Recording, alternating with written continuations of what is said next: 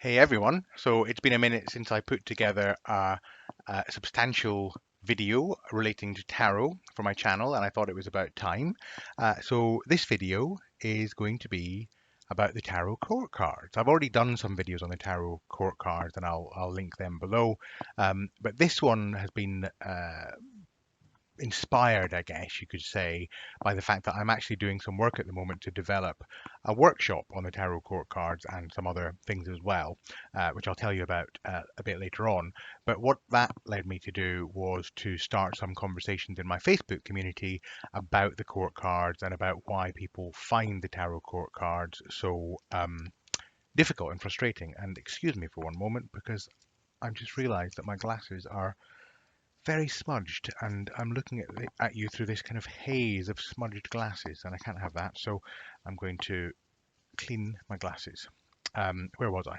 Yeah, the court cards. So I've asked some of the members of my community what it is that they struggle with most in relation to the court cards. In other words, why do we as tarot readers find the court cards so tricky? And I think if most of us are honest, we would say that we do, or at least have done in the past, found the court cards tricky. We've all had that experience in a reading of turning over a card and seeing a court card and just thinking, oh, why a court card? What do I do with this? Most people, I think, have. Not at all uncommon. Um, Before I go on with this, let me introduce you to someone. You've all met my cat, Maya. So this is the latest arrival in the clan.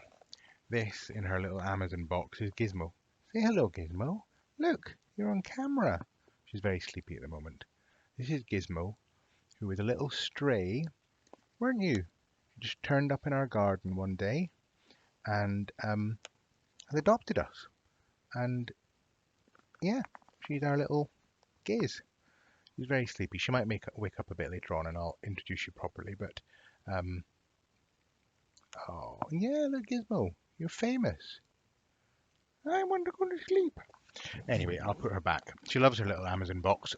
She adopted that box not long after we got her when she was a little tiny thing, and now she's not such a tiny thing. She's actually quite a big cat, and she still squeezes herself into the box, which is very cute. Anyway, where was I? Oh, she's yawning now. I'm not that boring, am I?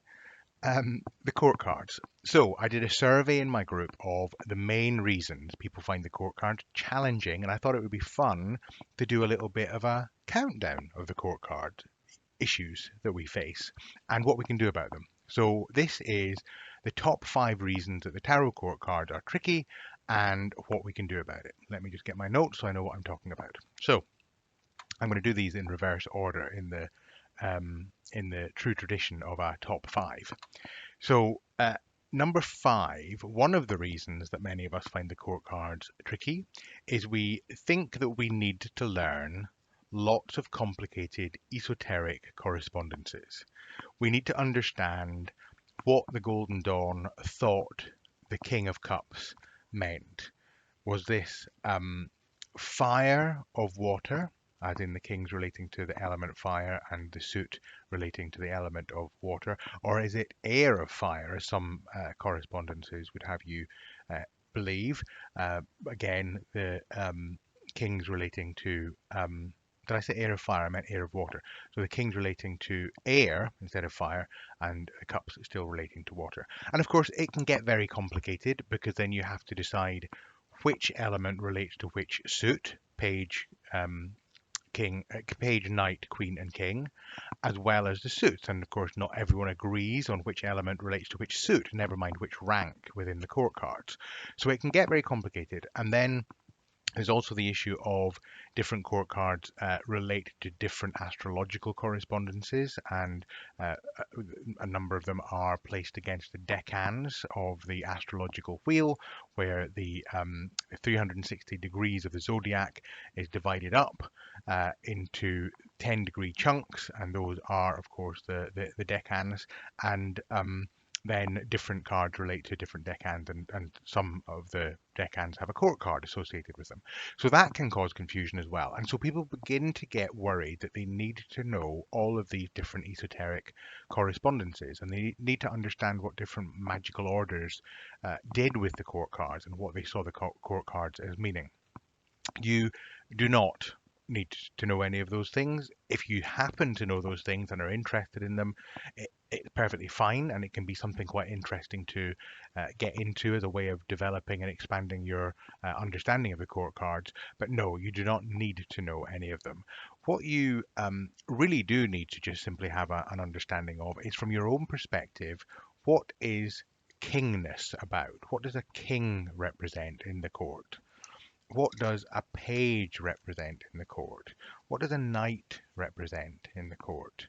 And what does a queen represent in the court? If you have your own understanding of those qualities, whatever they mean to you, then that's the only thing that you really need to have any kind of correspondence understanding of. So that's the first one, number 5. Number 4 in our countdown is that they're not narrative in the way that other cards are. So both the pip cards, the minor cards, um, especially in a deck where there are pictures, and the major cards seem to depict aspects of a story. So they are easier to understand in the context of a story when one is reading the the deck and one is reading this a spread in which cards appear. Whereas the court cards are a bit trickier in that regard. What do they actually represent story-wise? What story do they tell?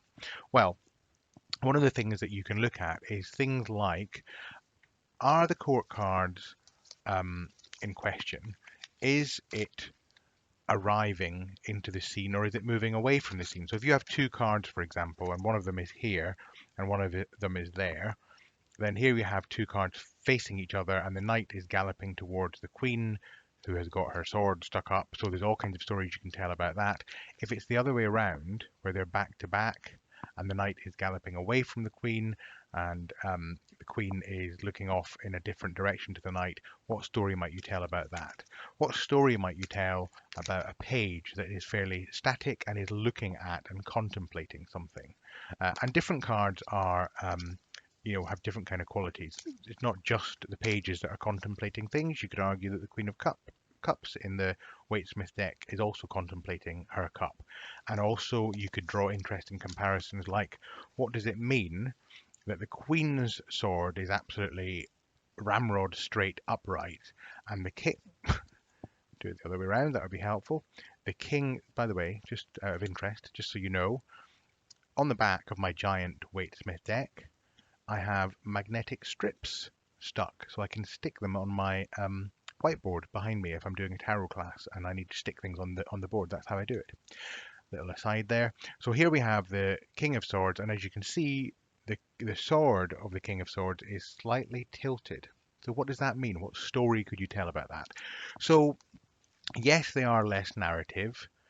They're more perhaps about characters in a story rather than events or episodes or themes in a story. Events, I think of the minor cards as being events in a story, and the major cards perhaps as being themes within a story. And then the court cards can be seen as characters within the story. So what are the characters doing, and how are they interacting with each other and with other cards? That's how you can divine the story from the court cards. And of course, you consider what does it mean about the suit, whether it's swords or coins or cups or rods. What does that mean, and what does the rank mean for you once you've sorted out the correspondences in your own mind? So, speaking of rank, number 3 in our countdown of reasons why the tarot court cards are so tricky is many of you don't like and don't vibe with the hierarchical nature of them. The idea that there is this hierarchy of king, queen, knight, and page.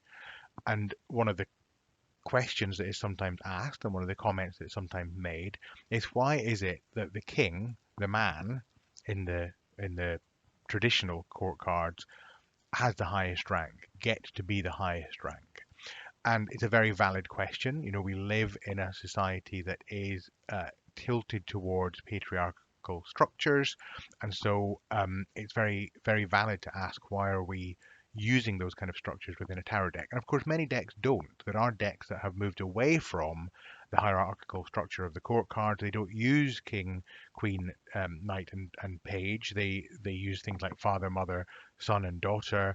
Sometimes they use quite abstract ideas for the equivalent of the court cards. So you're not obliged to use that model. The other thing to say, though, is that even if you do use that model, you do not need to buy into the idea that the king is the most senior. So, for example, we in the UK have just recently been through a very historical event. It's a worldwide historical event, of course, where our monarch, the Queen, died, and her son, Prince Charles, now King Charles III, has ascended to the throne. And in the UK, although you still see the patriarchy shining through in the sense that the role of monarch passes through the male line.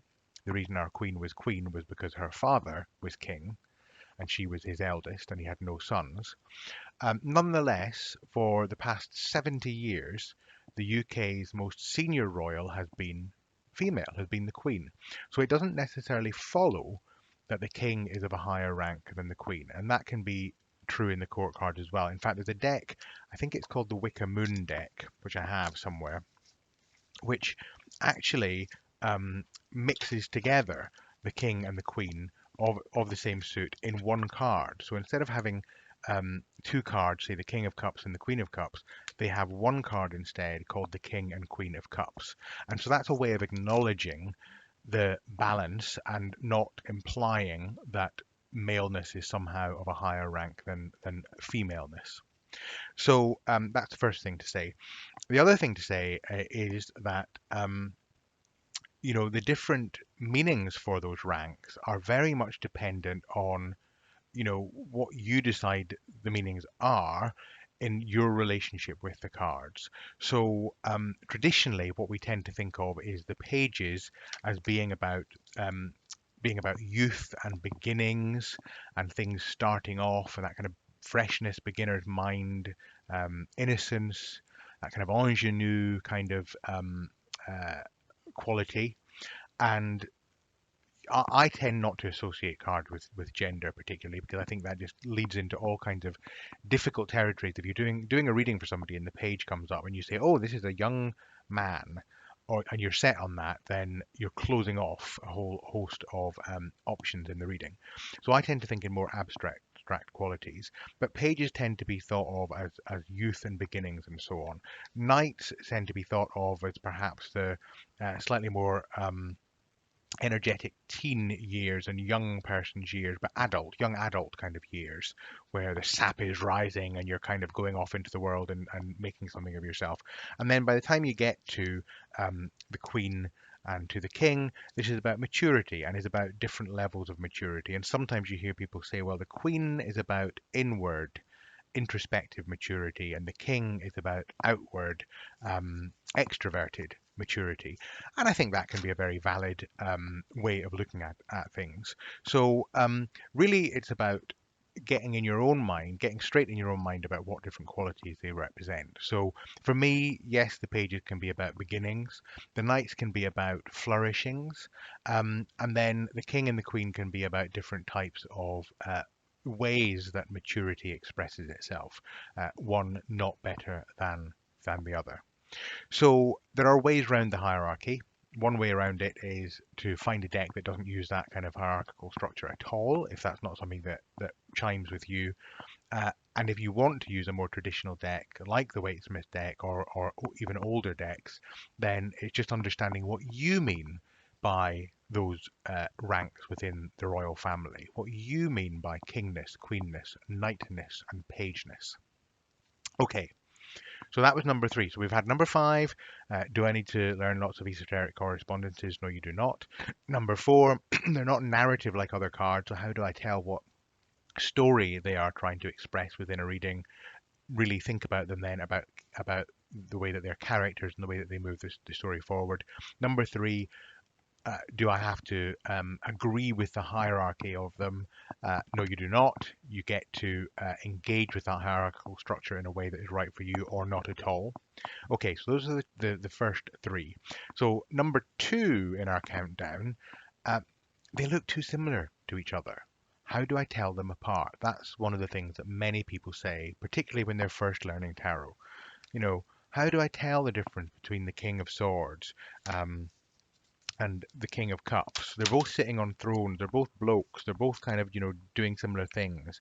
What's the difference between the Queen of Wands and the Queen of Cups? What happens if I get confused between the Knight of Cups and the let me find another knight, the Knight of Pentacles? You know, I have them all here. I have them all here. Queen of Swords, Queen of Pentacles, Knight of Swords, Page of Wands. You know, they're all so similar. What's the difference between the Page of Wands and the Page of Pentacles? One of them is admiring his wand and the other one is admiring his pentacle. What does that mean? We have the Page of Swords and we have, this is not a court card. This is Olivia Newton-John's physical album, the deluxe edition that was released last year for the 40th anniversary. Very appropriate to have in my pile of court cards because Olivia, R.I.P., was the queen of pop. What can I say? I'm an 80s kid. 70s kid actually, but you know what I mean. Anyway, they're all too similar to each other. What do I do? Well, practice is the only way to get a sense of the differences, and of course understanding the difference between the different suits. What's the difference between cups and swords and wands and pentacles? And once you know that, once you understand that, then it becomes easier to understand the difference between the different sets of the court card families.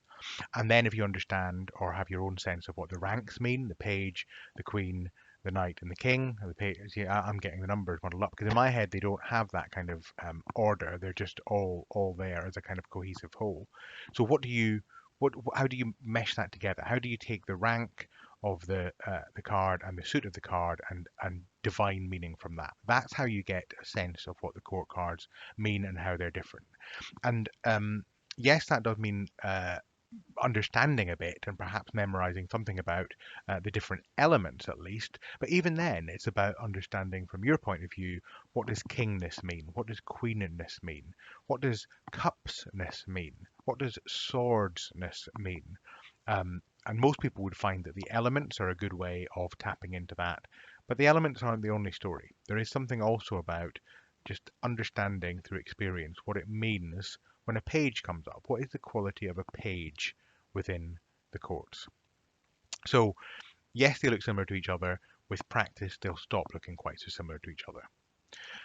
And then the final one, the biggest issue that my community deals with, and certainly the people I've talked tarot to and other readers that I've spoken to, by far the biggest issue that people have with the court cards is the perennial question of, if I'm reading for somebody or for myself, do the court cards represent the client, which might be me if I'm reading for myself, or other people in the client's life?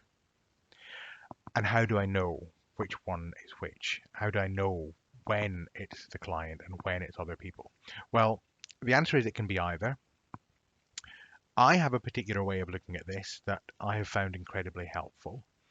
And that is that whilst in a reading, it's certainly true that these cards can represent people in a client's life. So let's just say I'm reading for somebody and a court card comes up and we explore that court card and it comes out in the reading that that court card potentially represents somebody that they are having some kind of interaction with, either positive or negative.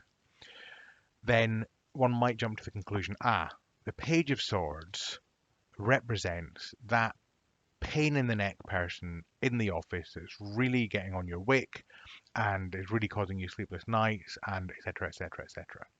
So they can represent people, certainly in the client's mind.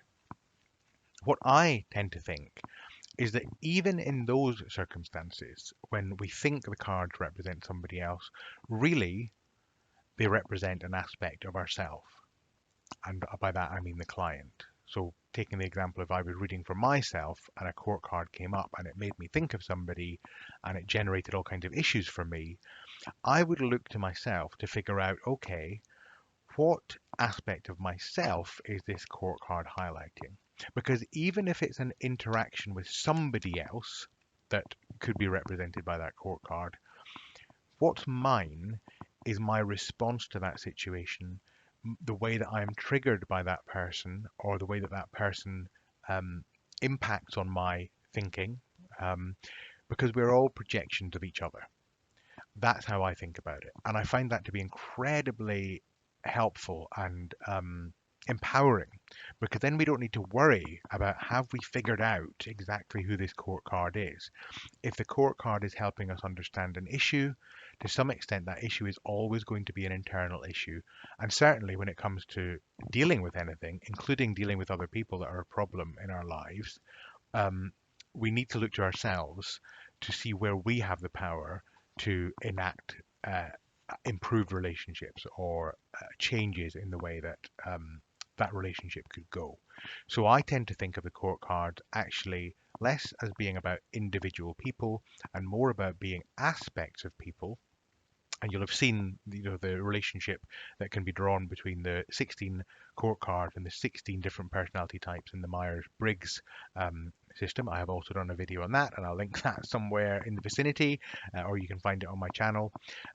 So we can see that each of the court cards can represent an element of the human personality, and I do tend to think of them that way, and I find that to be very helpful. If I think of them as aspects of human beings, and ultimately, if we get right down to it, aspects of the person for whom the reading is being delivered, the client, then that's the empowering way of looking at it, because we can work with that then. We can't always change what's happening outside in the way that other people relate to us or to the client. We can't always change the way that they behave or act or even impact on us. But we have got some influence over the way we respond and how we choose to act in relation to things that are happening to us. So that is my take on what the court cards represent. And that's my top 5 reasons, or rather your top 5 reasons that the court cards are tricky, and some ideas for getting around those tricky spots. So I hope this has been helpful. I hope that you have enjoyed meeting little Gizmo, who's been a real little sleepyhead. She's normally much more lively than this. Look at her. She's huge. I say little Gizmo, but you're a big chunky thing, aren't you? Big chunky thing in your Amazon box. Sound asleep. Oh, bless her. Right, you'll get to meet Gizmo again, I'm sure, when she's a bit more lively and awake. Um, I said I would mention to you something about the workshop I've been working on, and actually, it relates very much to that last thing I said about the court cards representing different aspects of people, because my workshop is in combining the court cards, the tarot court cards, with internal family systems, which is a psychotherapeutic model, very powerful and useful psychotherapeutic model that looks at the different parts that make us all up, that all of us have as part of our personality and our ego structure, if you like, and the parts of us that hide away and make us feel small and vulnerable, and the other parts that then come charging out, waving their big old wands to protect those vulnerable parts, and also the parts that kind of try and mediate in between. So internal family systems is a great way of understanding ourselves and our clients if you work with clients, and it's very empowering because it's all about leading back to what we might call a central self that isn't a part. It's the kind of uh, the real self, the true self, the self with a capital S that lies at the heart of everyone. So that's internal family systems. The great thing about the court cards is that they can be utilized to represent and work with all of those different parts. So my workshop is about how to do exactly that. It's called Sacred Self Sovereignty. It's hard to say without your teeth in. Uh, and it is effectively an adventure into the internal family systems model via the tarot court cards. And I'm delivering it live next week on Friday and Saturday. That's 28th and 29th of October. I'll be delivering it live, 2 workshops of about an hour each. and the ticket price includes access to the live workshops. If you want to turn up live, you're very welcome to do that, but lifetime access to the recordings and all of the downloads that will come with it. I'm very excited about it. And I'm offering it at half its usual price, or half its full price, until midnight London time on Wednesday of next week, so a week from now, Wednesday, the 26th of October.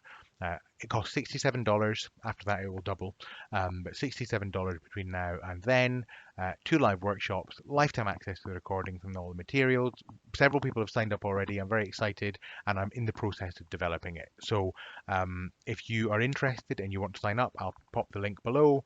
And if you would like to see me cover anything in particular in the workshop, you just let me know, and I will do my best to do it. So, from me and from Gizmo, who's sound asleep and snoring, uh, and the tarot court cards, and Olivia Newton-John, I wish you all a very, very good night, good morning, good day, or whatever time it is wherever you are. Look after yourselves, be well, and I'll see you soon.